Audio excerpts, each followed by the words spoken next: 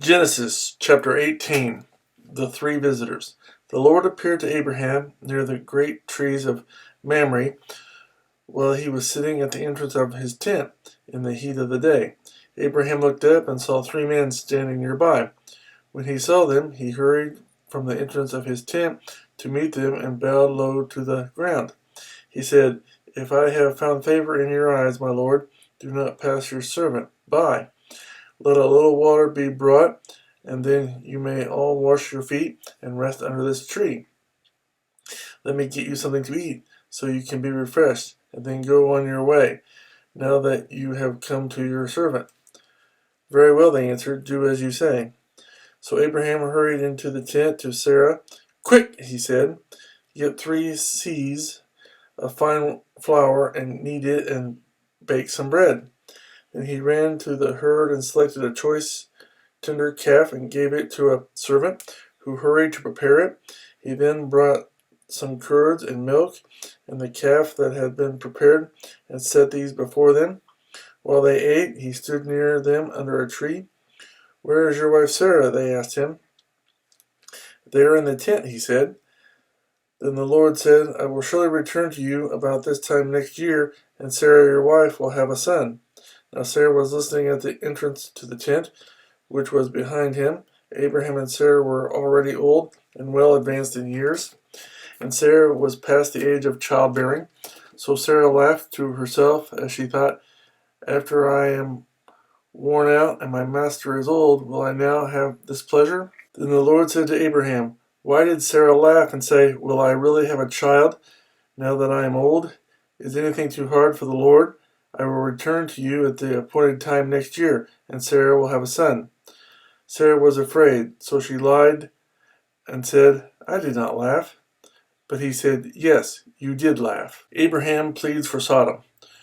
When the men got up to leave, they looked down toward Sodom, and Abraham walked along with them to see them on their way. Then the Lord said, "Shall I hide from Abraham what I am about to do? Abraham will surely become a great and powerful nation, and all nations on earth will be blessed through him. For I have chosen him, so that he will direct his children and his household after him to keep the way of the Lord by doing what is right and just, so that the Lord will bring about for Abraham what he has promised him." Then the Lord said, "The outcry against Sodom and Gomorrah is so great, and their sin so grievous, that I will go down and see if what they have done is as bad as the outcry that has reached me. If not, I will know." The men turned away and went toward Sodom, but Abraham remained standing before the Lord. Then Abraham approached him and said, "Will you sweep away the righteous with the wicked? What if there are 50 righteous people in the city?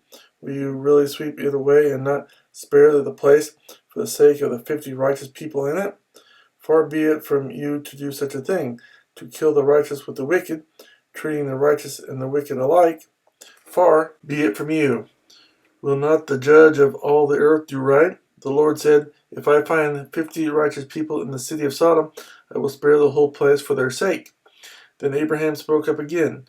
"Now that I have been so bold as to speak to the Lord, though I am nothing but dust and ashes, what if the number of the righteous is 5 less than 50?